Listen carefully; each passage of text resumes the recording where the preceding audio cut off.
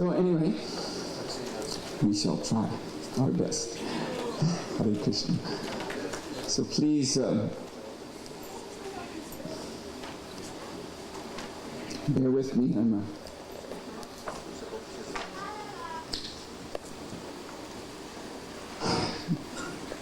great offender.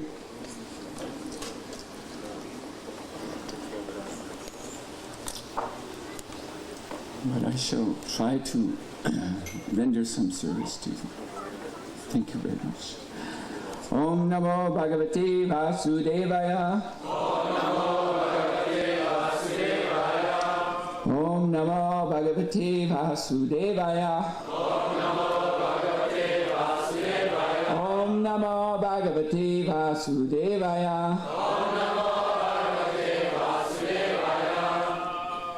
So we are to read this morning from the 7th canto Srimad Bhagavatam, 10th chapter, Prahlad, the best among exalted devotees.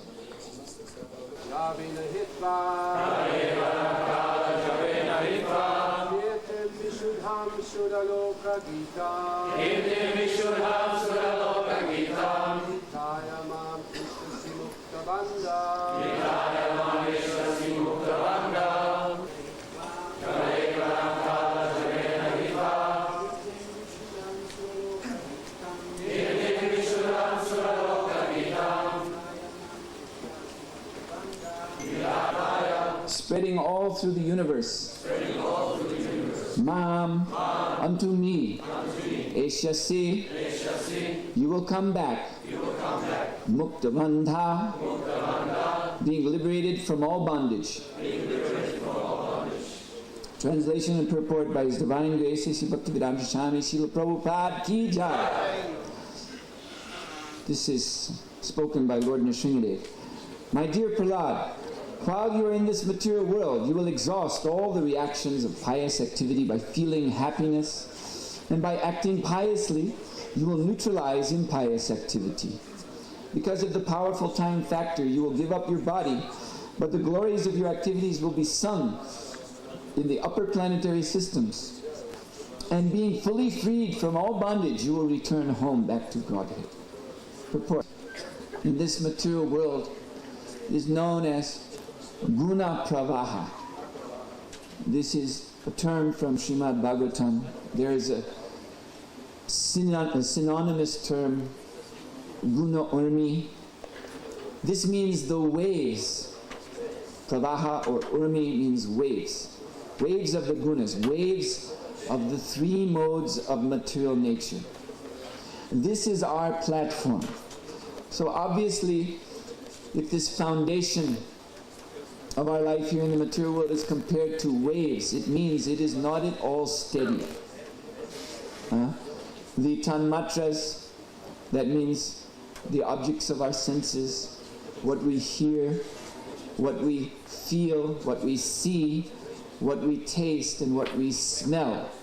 These are appearing and disappearing within the waves of the three modes, exactly like if you're standing by a lake or the ocean where there are waves, where you can see the ripples in the surface of the water. You will see within those ripples so many, fancy word, I'm sorry, translators, scintillating. That means so many sparkles of light, and they appear and disappear at every moment. So like that, our material existence, everything we experience in this world is appearing and disappearing within the waves of the three modes. And therefore, as it is stated in the Srimad Bhagavatam, padam padam yadipadam natesham, there's obviously going to be danger at every step, because there are not many in this world like Jesus Christ who can walk on water. So our unfortunate condition is that if we step on a wavy surface, we sink. And that is the material condition. Also, our consciousness is pervaded by these same waves.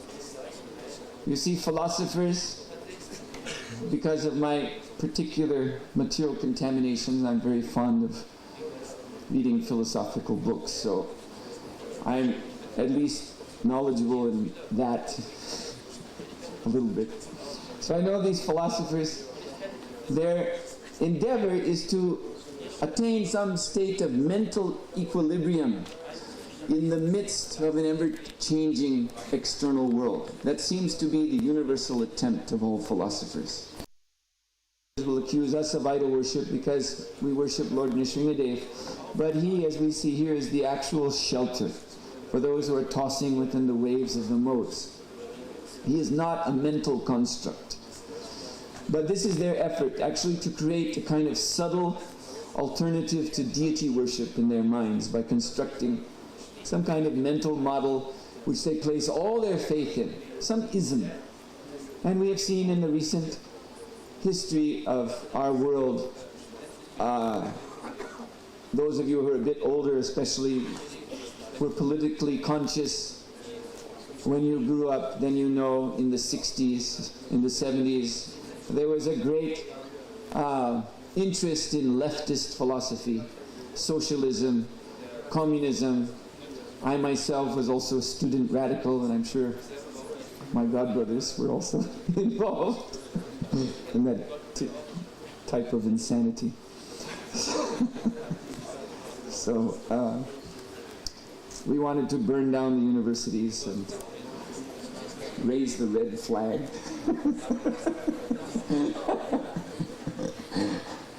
And now, all that ism, leftism, socialism, communism, it is completely discredited. But I know myself and some of my friends, I had some very interesting friends, some of them who ended up blown in pieces by the bombs that they were trying to build. There was an organization in the United States. You also had in Germany an organization called SDS. There was one in America too, Students for a Democratic Society. There was one faction called the Weather Faction, the Weathermen. And they were Maoists. And their whole purpose in life was just to build bombs and blow up government buildings. So I had a few friends. I almost joined that organization. Fortunately, Krishna saved me. Time for confession. I almost became a terrorist.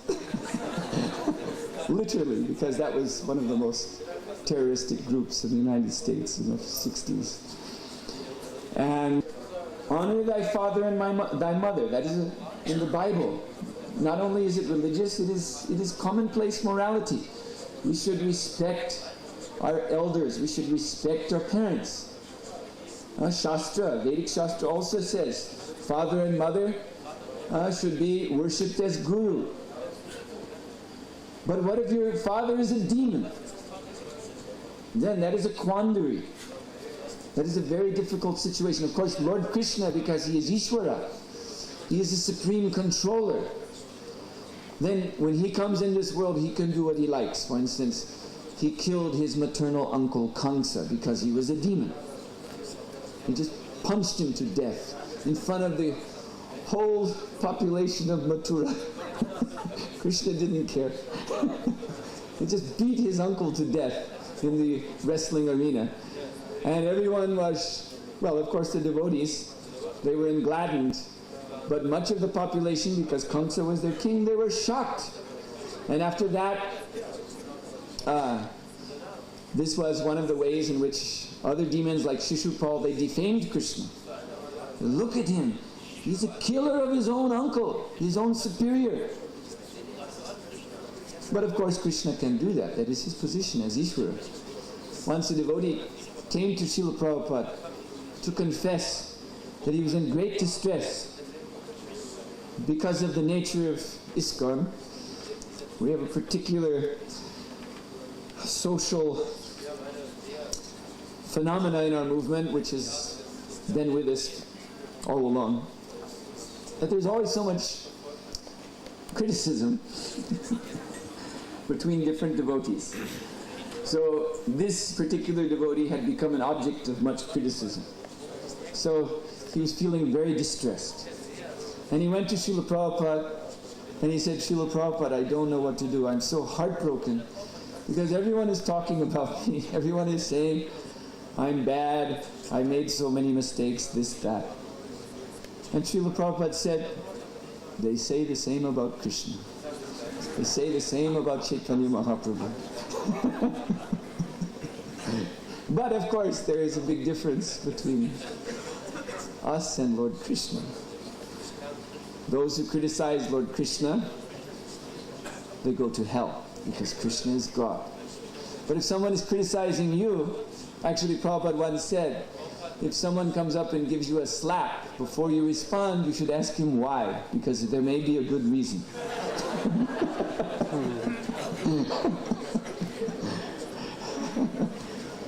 So we, conditioned souls, do not have the right of, Krishna's response. The material energy is not necessarily on our side, especially if we are not fixed up devotees of the Lord, like Prahlad Maharaj. We make mistakes. This is the point in the purport, that living in this material world means we're in duality. We try to do good. We try to be, Prabhupada states it so nicely here, that although one does not want to act impiously, the world is so fashioned that there is always danger.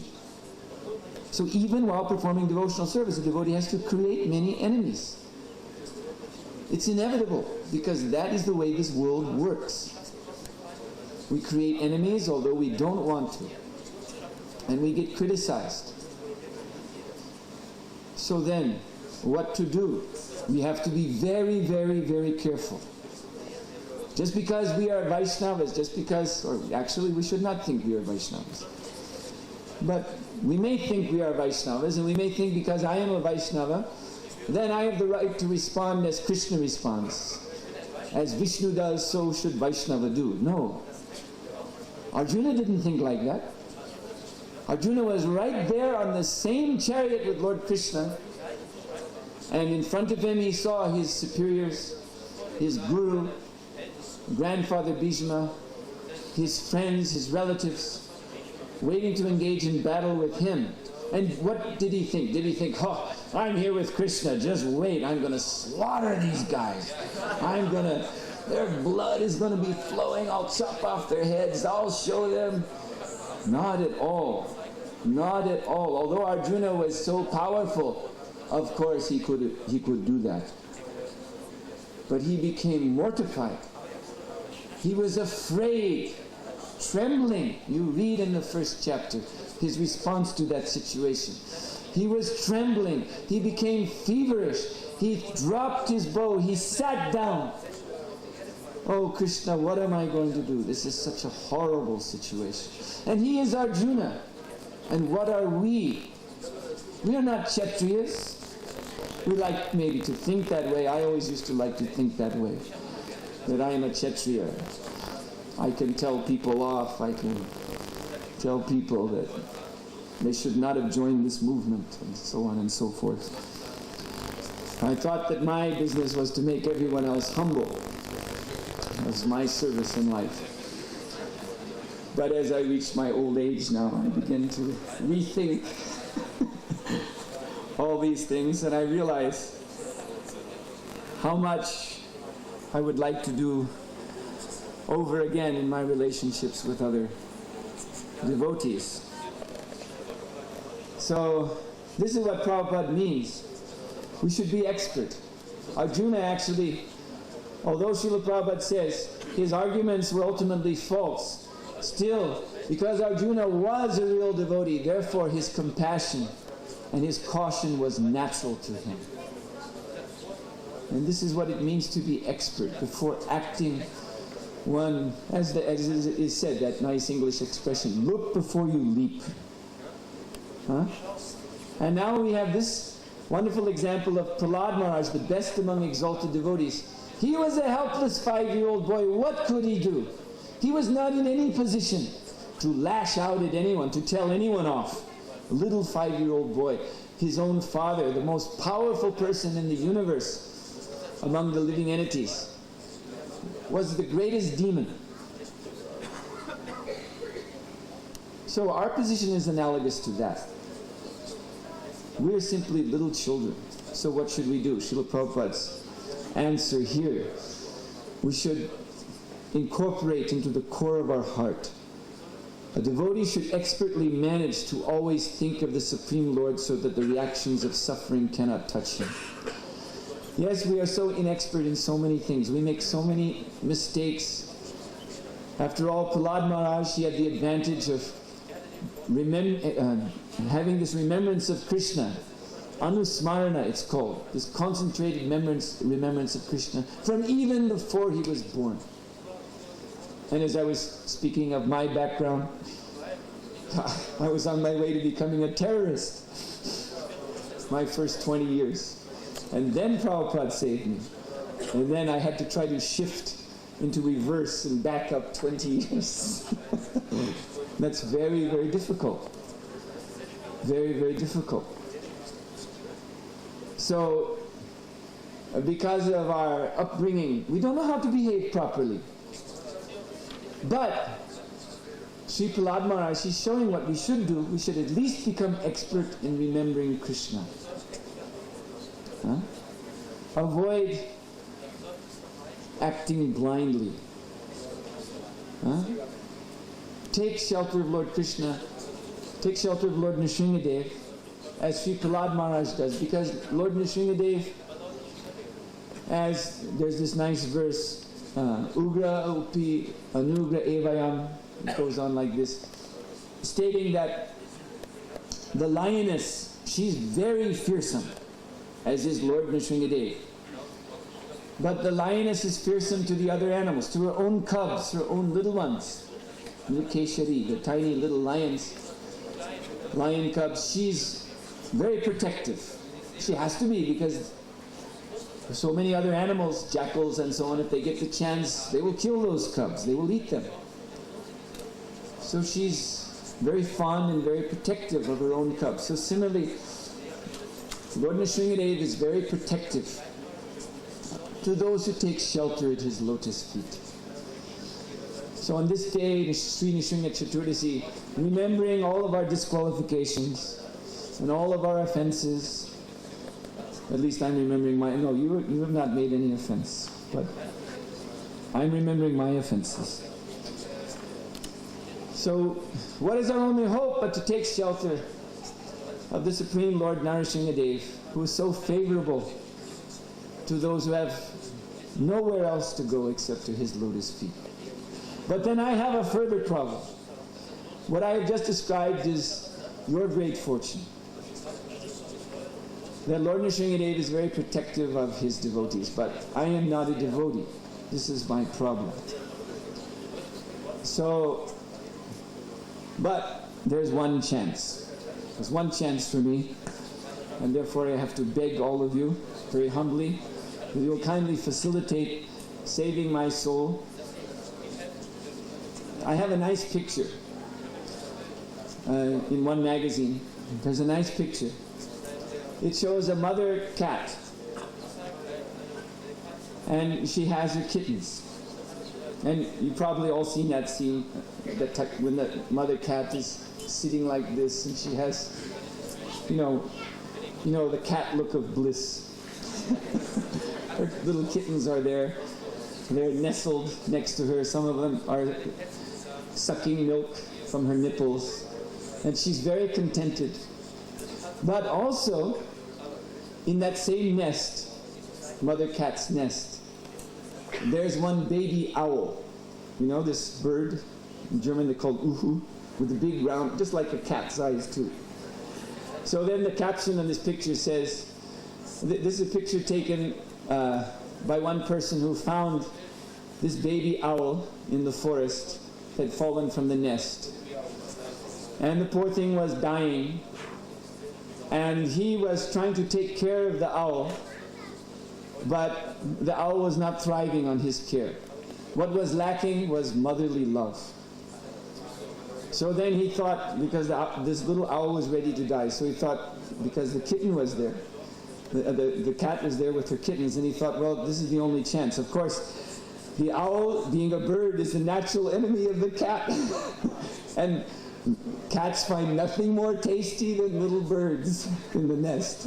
They like to climb up trees and find those nests and snack on the little birds. But he just thought maybe because this bird has these big, you see, orange cat's eyes, maybe the mother will like the owl. So then, either way, this poor creature is going to die. Either dies of a broken heart, or if the cat doesn't show mercy, then the owl will be killed by the cat. So then he placed the little owl in the nest. And the little kittens, they immediately accepted the baby owl as their brother. And they were, you know how little kittens do, they were rubbing their heads, and he was rubbing back. And when the mother came, she, seeing her happy family had grown by one member, she was very happy. And so she was careful, went out hunting for mice to bring one extra mouse, because owls also like mice. They have the same diet as cats. So she was very happy to provide. And so this picture, you see this nice picture, there's a mother cat with great contentment on her face, the little kittens nestling there, some of them looking in the camera with their big eyes, and the owl is also there with his big eyes looking in the camera with the owl smile on his face. So among all of you who are like the little cubs of Lord Nrishimha, I am actually, I must confess, some alien entity, like an owl. But I do have a certain similar taste as you in some respects. I also like to chant Hare Krishna. And I like to be with devotees. So if all of you will kindly accept me as part of your family, then I'm sure that Lord Nrishimha will protect me also. And if you do not accept me, and you have every right to not to accept me because I'm the greatest offender, then I have no shelter. But I have heard, I've read in Srila Prabhupada's books, I do read Srila Prabhupada's books sometimes, when I'm not wasting my time reading mundane philosophy books. And I found in Srila Prabhupada's books that the Vaishnavas are very merciful. So I present my case to you, and I ask you to please consider it.